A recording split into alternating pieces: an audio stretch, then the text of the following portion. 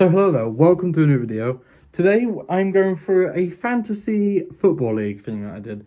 Now it's not movie related, but trust me, it's a lot of fun. And it's kind of similar to my movie competition I did, but this one's more intense, it took way longer. And yeah, I just want to jump into it. Let's just get into it. It's a lot of fun, trust me, you're going to like this. So the league itself involves 6 contestants, each of which who make their own teams, which I'll get onto in a minute. And when I say make teams, I just mean kind of pick a name, make a logo, that kind of thing. But I will say, it's a lot of fun and you really get behind your team even though they don't exist. We also all kind of did a movie-themed team. I'll show the teams in a second, but they're all kind of teams inspired by a movie. So that's why it's kind of still fun and there was a lot of enjoyment. I think if we didn't make our own teams, it wouldn't have been anywhere near as fun.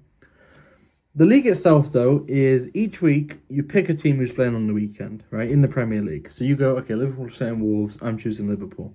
If Liverpool win 3-0, you win 3-0, right? Your team, my team wins 3-0. If I pick Liverpool and they win, I win.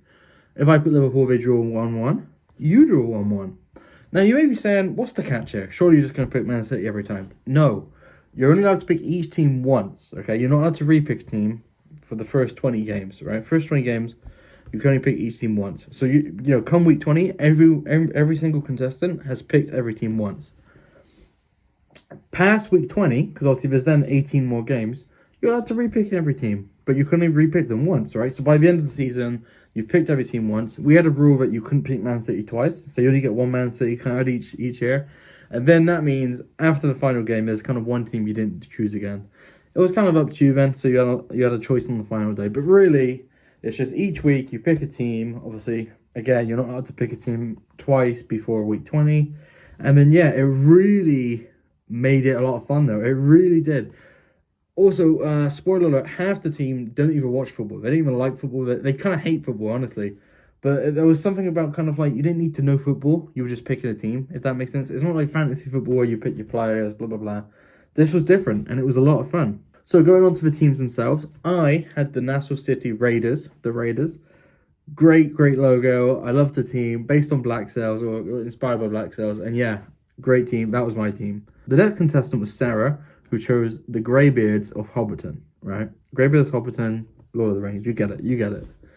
We also had the New York City Ricks, the New York Ricks. You know, New York Knicks, New York Ricks. That was Ezra.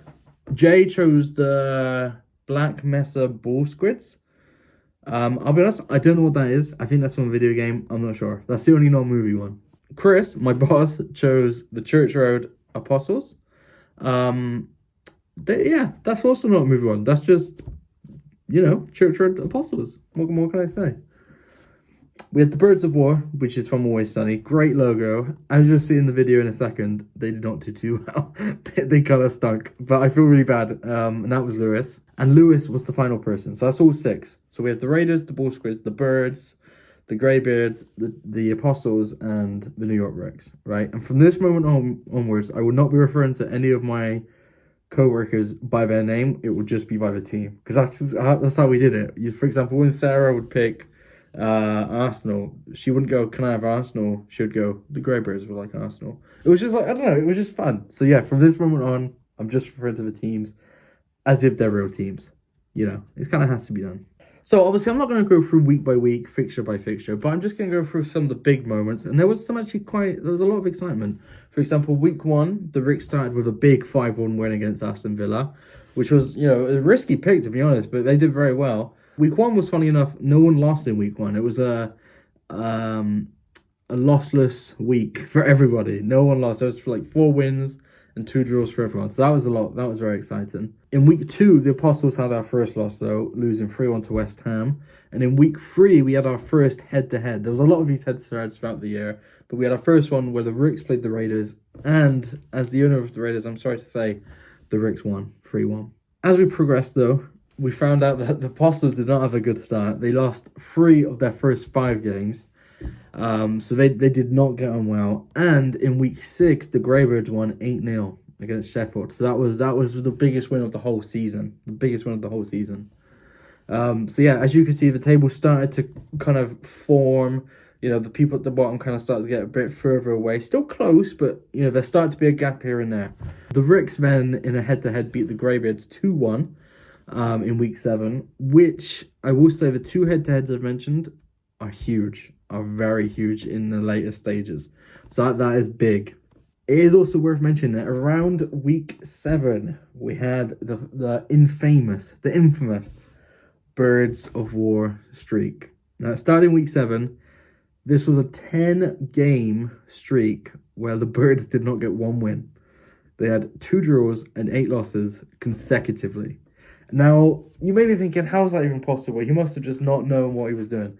That's not even true. Like, some of those games that he lost are at minimum at least like unlucky. We had Burnley who lost to Bournemouth as the Birds lost. He chose Man City against Liverpool. They drew. That was one of his draws. He chose United against Bournemouth. They lost 3-0, I think. So the Birds, from week 7 to week 17, just... And I'm going to let you know now, because there's no chance. There was no chance anything else can happen. They stayed bottom. So from that moment on, they just rock bottom. And it's sad, because I think up until then, like up until week 6, they were actually doing really well. Like they had... As far as I'm aware, as far as I remember, they had won like 5 in a row, or they hadn't lost in 5. They were really, really good. And then just 10 winless games. And that was crazy. That was huge. So that took us up to week 17. The table, as you can see, is still very, very close. We also have a little graph that I did around this time to show the kind of ins and outs of every team. A lot of fun, honestly. I was having a lot of fun with it. Week 25... the Ball Squids won 5-0 against Sheffield. That was a big Ball Squid win. Week 26, the Ricks lost 2-1 to Fulham. So a rare Ricks loss. I'll say the Ricks rarely lost, and that was a big one. They lost 2-1 to Fulham. A big L for them. And as you can see, in week 26, the table was insanely close. There's 1 point between the top 3.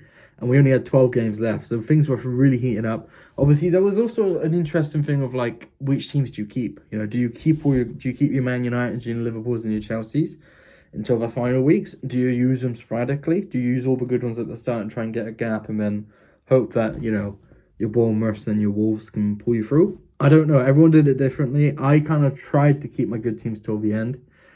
But as you go on, you kind of have to chuck out a good one, especially if Liverpool are playing Luton. We also didn't have any specific picking order. I kind of did all the graphs and stuff and the data, so I kind of had to ask people their teams. I kind of tried to make sure if someone picked last 2 weeks in a row, he would pick first next. It wasn't an official order though, but pretty much the team playing Luton was picked every week, I think. Anyway, so we come up to our final 2 months. It is very, very close. From week 26 to week 33, the Raiders, the Greybeards, and the Ricks all had a couple weeks in top spot. So it was genuinely back and forth. I will say for the majority of the season, the Ricks were top, but it was always a point or 2 difference. It was never more than that. Some huge games that the Ricks had was the Villa versus Brentford game. They had Villa. An 80th minute equaliser. They also had Liverpool Spurs, where they were Liverpool again 4-2 win, which is an easy win, but obviously it's easy in hindsight, right? When you pick Liverpool to go against Spurs, when you could have saved Liverpool to go against Bournemouth or Burnley, that's a big pick. That's a ballsy pick. The big one from I will say, however, though, there was 2 big games for the Raiders that really cost us big. It cost us big. Firstly, Brighton against Burnley drew, and I think maybe even lost, if I'm honest. I can't remember. But Brighton should be beating them. Again, Burnley screwed us over. Burnley screwed the Raiders over. Burnley drew to Man United. I think at Man United, or if I don't know, but either way, Burnley drew to United in like a penalty in the 90th minute. And I will say now that makes a huge difference to how the table would have turned out. And it's not ifs and buts. I'm not making excuses. But like when you just look at those little moments, you're like, damn, if Man United beat Burnley, the whole table would have been different.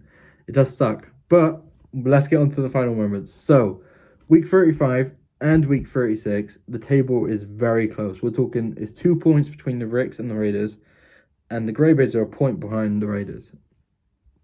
So, any mathematicians out there, can work out that there's 3 points separating the top three, right? That's one game. That's one game it costs.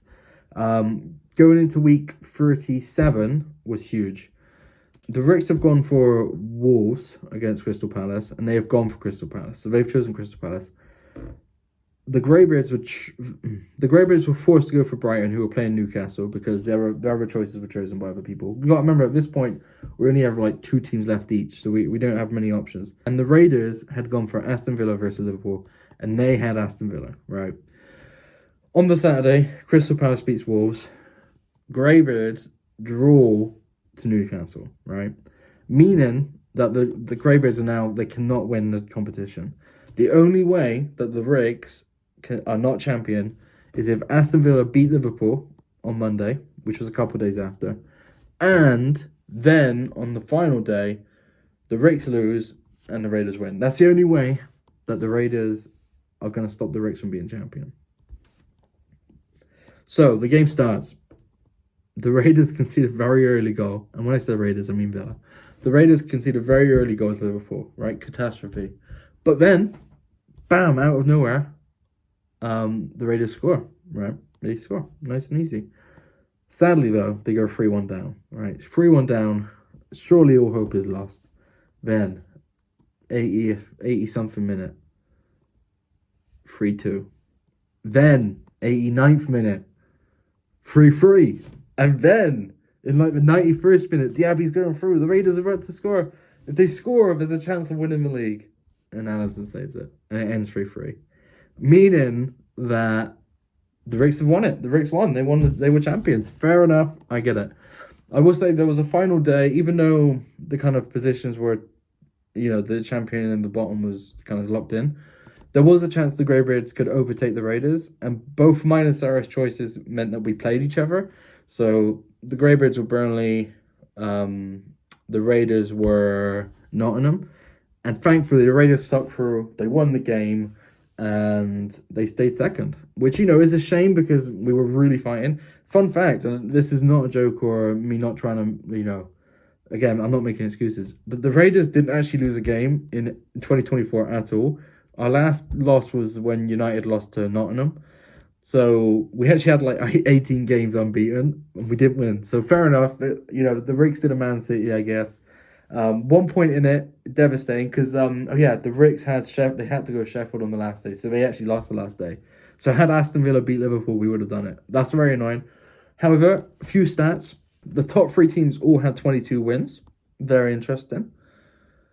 The Bull Squids had the most losses despite coming 5th. Very interesting. The Greybeards had the most goals scored, although the top 3 had a very close goals scored and goals conceded. But Greybeards had the most with 78. The Raiders had the least goals conceded with 46. And very interestingly, the Bull Squids, who were 5th, had the most clean sheets, which really surprised me. But yeah, that is it. The Ricks are now champion. We might do a Euros version of this because we actually really loved it. And like I said, this started in August. This was like a week in, week out picking teams. It was a lot of fun. And it's also very easy because, you don't have to, like I said, you don't have to know football. Ezra literally won and they don't know football. So you don't have to know football and you just have to pick a good team. But yeah, so Ezra is now owner of this, which they will get, I guess, today. I don't know, but they should have already taken it, honestly, because they won a couple weeks ago now. But yeah, that has been the game. That was a lot of fun. The Raiders, as manager of the Raiders, we will be back fighting next season, I promise. We're coming for the Ricks. We are. But yeah, thank you for watching. I've been James. I'll see you next time. Bye.